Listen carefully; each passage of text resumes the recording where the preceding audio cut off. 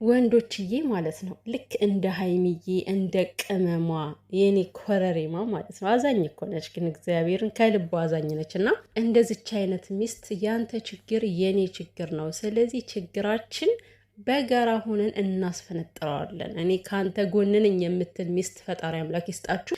ሴቶችም ደግሞ በተቃራኒው ልክ እንደ ብሩኬ አይነት ለፍቅረኛው ለቅመሟ ነብሱን አሳልፎ የሚሰጥ ፍቅረኛ ይስጣችሁ። እውነት ለመናገር ማንኛውም ሰው እንደዚህ አይነት መልካም ሰው ይገባዋል ማለት ነው። እና የሰው ልጅ ሀብት ምናምን አይደለም እኮ እግዚአብሔርን እምላችሁ በደንብ የሆነ ከልቡ የሚያስብላችሁ ሰው ለእናንተ ያስፈልጋል ማለት ነው። ለምሳሌ ከአንድ ወንድ ጎን አንዲት ጠንካራ ሴት አለች፣ ከአንድ ሴት ደግሞ አንድ ጠንካራ ወንድ አለ ማለት ነው። እና ቅመምዬ ደግሞ በቃ ዘራፍ ነው ያለችው። አይሆንም፣ እንዴት መኪናው ይሸጣል? በፍጹም በፍጹም በፍጹም ዛሬ መሸጥ የለበትም ብላ ስትከራከር ነበረ። እና የእኔ ጀግና ጀግና እኮ ነሽ ቅመምዬ እግዚአብሔርን። እና ደግሞ ቅድም በሰራሁት ቪዲዮ ለምን አላዳመጥሽም እያላችሁ ነው እንዲ? ኧረ አዳምጫለሁ። በእርግጥ እውነታችሁን ነው፣ የሳትኩት ነገር አለ። እሱን መጨረሻ ላይ ነግራችኋለሁ። ማርያምን አምናችሁም አላምናችሁም ትክክለኛ ነገር ነው የምነግራችሁ፣ ምን እንደተፈጠረ። ያ ሀይሚ የተናገረችው ነገር ያለፈኝ ለምን እንደሆነ በራሷ ምክንያት ነው። በነገራችን ላይ ያለፈኝ በሀይሚ ምክንያት ነው። መጨረሻ ላይ ነግራችኋለሁ የምር ምን እንዳደረግኩኝ ማለት ነው። የሰው ልጅ ሁለት እግር አለኝ ብሎ ሁለት ዛፍ ላይ አይወጣም ቤተሰብ። እና ውዶችዬ ማለት ነው እንግዲህ ቅመሟ ያው ፕራንክ ተደርጋለች። ሚፍታ ግን ቀንህን ጠብቅ እንዲህ የሰሙኑ ፕራንክ አልበቃለ እንዲህ እንደዛ ናላና ዞሮ ፍጽ የተብዬ ማለት ነው። ድጋሚ የሀይሚ ሲመጣ ደግሞ ራስ ምታት ነው የሚያስይዝ። የሀይሚ ከባድ ነው በጣም፣ በምን አይነት ነገር እንደምትመጣ አይታወቅም። ሀይሚም ደግሞ ያው ዝም እንደማትይ እርግጠኛ ነኝ። እንዴ አንደባለሽ ጣዩ እንጂ። እንግዲህ የብሩኬ መኪና በዳ ተይዟል፣ ስለዚህ ስጭኝና ልብሬውን ልውሰደው ብሎ ሲከራከራት ቅመማ ወይ ፍንክች ነው ያለችው። ወይ ፍንክች አልሳጥም በጭራሽ መሸጥም የለበትም። እና ሲጀምር ደግሞ አናዷታል ብሩኬ ራሱ ማለት ነው። እንዴት እኔ ቁጭ ብዬ ከዚህ አንተ ወስነህ ነው ወይ የምትነግረኝ? ከጨረስክ በኋላ ለምን እኔ አልመከርም ወይ ማለት ከምክር ውስጥ እኔ አልቀላቀልም ወይ ብላ ተናዳለች። እና የእውነት አዎ ይሄ ፕራንክ ስለሆነ እንጂ በእውነቱ ከሆነ እኮ በጣም ያናድዳል። ምክንያቱም ሀይሚና ብሩኬ አንድ ሰው ናቸው፣ ግዴታ ነው ምንም ነገር ለማድረግ ግዴታ ነው መማከር አለባቸው ብዬ አስባለሁ። እና ያው ይሄ ለፕራንክ ስለሆነ ነው ማለት ነው። እኔ ሀውልት ነኝ እንዲ ያለች ሀይሚዬ፣ ኧረ ምን ሀውልት ነሽ እናቴ፣ የቤት ንግስት የቤትም ቤት ነሽ እንጂ የኔ ወርቅ። እና እውነት ጎበዝ ነች። በእርግጥ ይሄ ያው የራሳችን አድርገን እስከምናስበው ድረስ፣ ምክንያቱም የብሩኬ ማለት የሀይሚ ነው፣ የሀይሚ ማለት የብሩኬ ነው። ግዴታ ነው የራሳችሁን ነገር መታደግ ማለት ነው። አሁን ሀይሚ እንደዚህ በማድረጓ እኔ ያን ያክል አልተገረምኩም። ለምን የራሷ ንብረቷ እስከሆነ ድረስ ማለት ነው። እነዚህ ሰዎች እንግዲህ ወደ ጋብቻ ይሄዳሉ፣ ወደ መውለድ ደረጃ ይሄዳሉ። ሰው ይሄ ነገር ንብረቱ የጋራቸው ነው። ግን ደግሞ ሳላደንቃት አላልፍም ማለት ምስኪንዬ በአንዴ 500 ሺህ ብር አውጥታ እንዲህ መዥለጥ ልታረግለት ነበር፣ ሚፍታ ላይ ልትነሰንስለት ነበር ማለት ነው። ደግሞ እኮ ያጣድፋታል። እኔ ስንት ዓመት የለፋውበት እኮ ነው እያለ ያጣድፋታል። ይከብዳል። ከእናንተ ጋር ሲበላ ሲጠጣ የከረመ ሰው ከቤታችሁ እንደ ቤተሰብ ሆኖ በዛን ያክል ብሬን ስጡኝ ብሎ ሲያጣድፍ ያንን ታግሶ ማለፍ በራሱ ትልቅነት ነው። እና ሀይሚ በጣም ትዕግስቷን ተቆጣጥራ ነው ስታወራው የነበረ። እንዴት ብዙ ነገር አብረን አሳልፈናል፣ እንዴት እንደስትለኛለህ እስከ ማለት ሁሉ ደርሳለች ማለት ነው። ምንም ነገር ላለመናገር እና ቅመምዬ ሳላደንቅሽ አላልፍም ሚፍታህን ባለመናገርሽ ማለት ነው።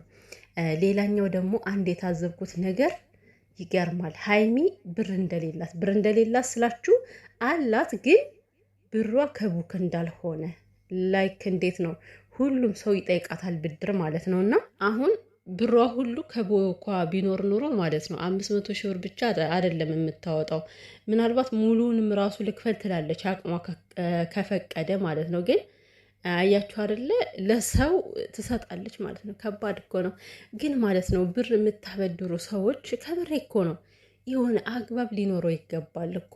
ወይ ደግሞ ለሆነ ጊዜ በቃ ገደብ ሰታችሁት በሆነ ጊዜ ላይ እንዲመለስላችሁ ማድረግ ነው።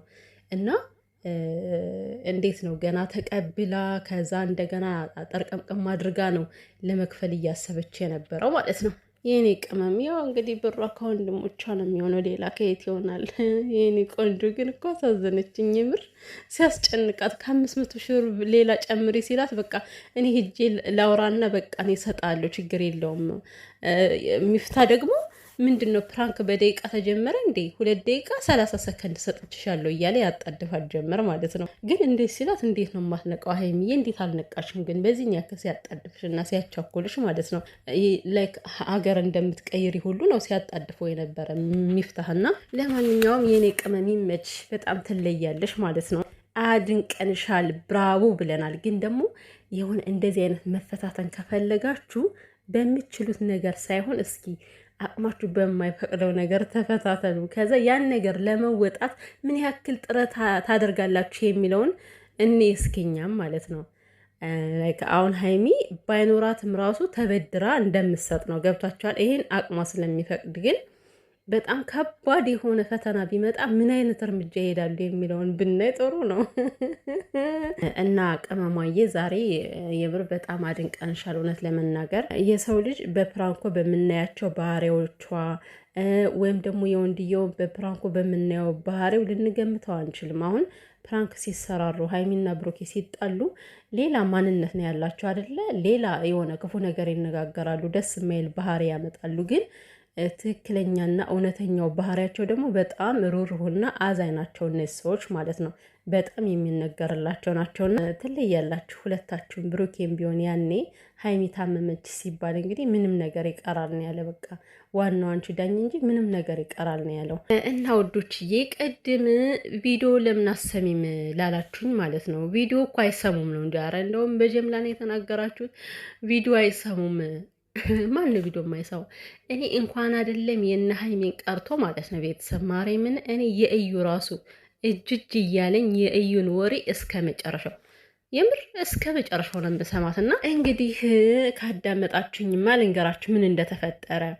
2 እግር አለኝ ተብሎ ከሁለት ዛፍ ላይ አይወጣም ብያችኋለሁ አይደለ? እኔ 2 ስልክ አለኝ ብዬ 2 ስልክ ከፈትኩኝና ሀይሚዬ ወሬ ስትጀምር ዘልዬ የትገባሁኝ ከአብርሃም ቤት ፕራንክ ያደረገቻቸውን ቪዲዮ እኮ ለማየት ነው እየፈለኩ እዛ ትንሽ ቀን ጨባ አድርጌ ለማምጣት ፈልጌ ማለት ነው። ከዛ ከፕራንኩ ደረስኩኝ። እዛ በኋላ ሀይሚ ሳያት ከዛ በፕራንኩ ስቃለው። እዚህ ሀይሚ በምታወራው ነገር ለካ እኔ ጆሮዬ ብስ ብሏል። ቤተሰብ የምሬን ነው። የተወሰነ ፓርቱን ነበር ስሰማ የነበረው፣ ምክንያቱም እዛኛው ተመስጬ ነው። እና አንዳንድ ነገሮቹ አለፉኝ። የምሬ ነው። አንዳንዴ ልብ ካላየ አይን አያይም የሚባል ነገር አለ። የሆነ ልባችሁ ልብ ብሎ ካልሰማና ካላደመጠ ያን ነገር ሲለፈልፍ ቢውል ሰው አትሰሙትም። እና በዛ ምክንያት ነው ያለፈኝ እንጂ የነ ሀይሚን ቪዲዮ አረ በጭራሽ ልቅም አድርጌ ነው የምሰማት። በሚገርማችሁ ሁኔታ ስራ ሁኝም ራሱ በኤርፎን ነው የምሰማቸውና እና በራሷ ምክንያት ነው እላችኋለሁ። በእሷ ፕራንክ ተጠምጄ ከዛኛው ማለት ነው።